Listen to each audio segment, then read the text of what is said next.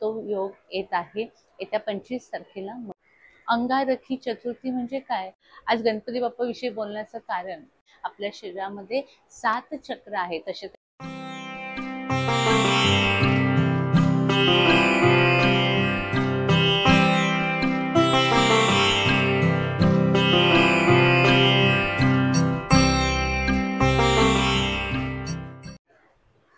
अवधूत चिंतन श्री गुरुदेव दत्त श्री स्वामी समर्थ।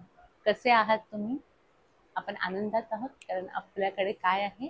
श्री स्वामी समर्थ भक्त आपल्याकडे ही डिग्री आहे, त्यामुळे आपण सर्व आनंदात आहोत। वक्रतुंड महाकाय सूर्यकोटि समप्रभ निर्विघ्नं कुरु मे देव सर्व कार्येषु सर्वदा।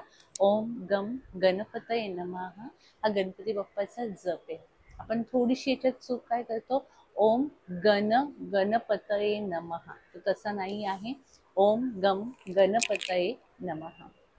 आज गणपती बाप्पा विषयी बोलण्याचं कारण की एकतर आपण महाराष्ट्रीयन किंवा आपल्या धर्मामध्ये गणपती बाप्पा ही सगळ्यांची आवडती आणि प्रिय म्हणूया किंवा पहिलं जे असतं ना आपल्याला की सगळ्यात पहिलं आराध्य दैवत कुठलं आहे की तो संस्कारच असतो आपल्याकडे मुळातच की गणपती बाप्पा असा आपला लाडका गणपती बाप्पा।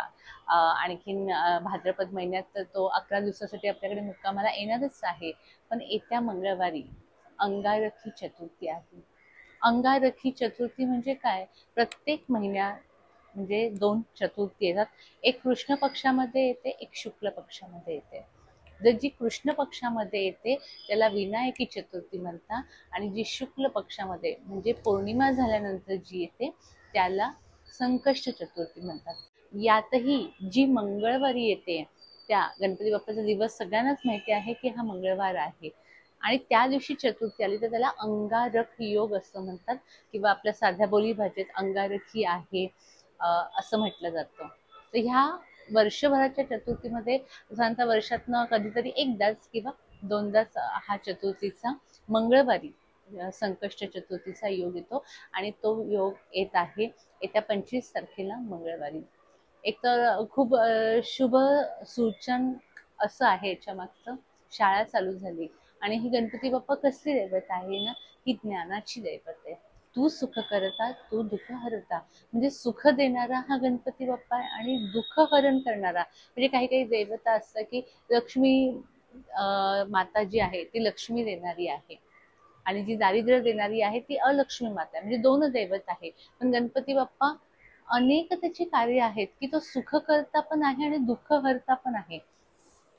त्याचं स्थान मी आपला एक जर तुम्ही युट्यूबवर व्हिडिओ बघितला, अगदी पहिलाच व्हिडिओ आपण गणपती बाप्पाच्या म्हणजे माहितीने सुरुवात केली होती, तर त्याचं स्थान कुठे आहे, जिथे आपण जमिनीशी किंवा आता मी जिथे बसली आहे आपला जो भाग जमिनीला स्पर्श होतो त्या भागाच्या ठिकाणी मूलाधार चक्र असतं। जो स्पर्श भाग होतो त्या ठिकाणी मूलाधार चक्र असतं। तर ह्या मूलाधार चक्राचा तो अधिपती आहे। आपल्या शरीरामध्ये 7 चक्र आहेत, तसे तर 108 चक्र आहेत, तो विषय आपण कधीतरी चक्रांवर पुन्हा घेऊया। तर ह्या 7 काहींचा थोडासा काही 6 धरतात काही 7 पकडतात चक्र।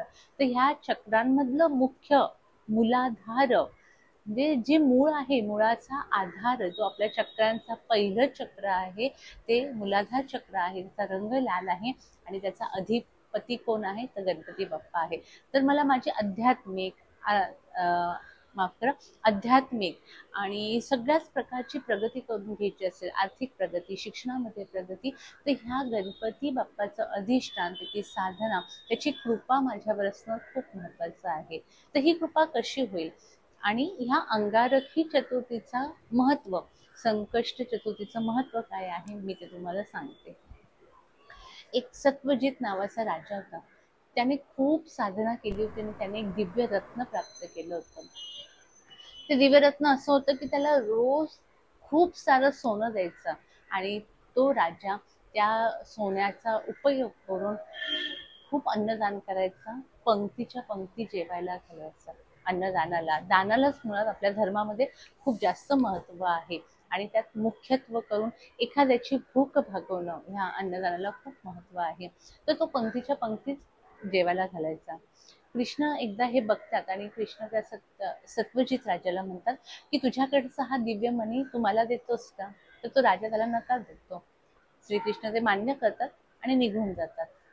एकदा काय करतात, हे सत्वजित राजा आहेत त्यांचे बंधू असतात, तेच ते मणी घेतात. त्यांना खूप छान वाटतो, अतिशय तेजस्वी तो मणी असतो, तो गळ्यात घालता आणि शिकारीसाठी जंगलात निघून जातात.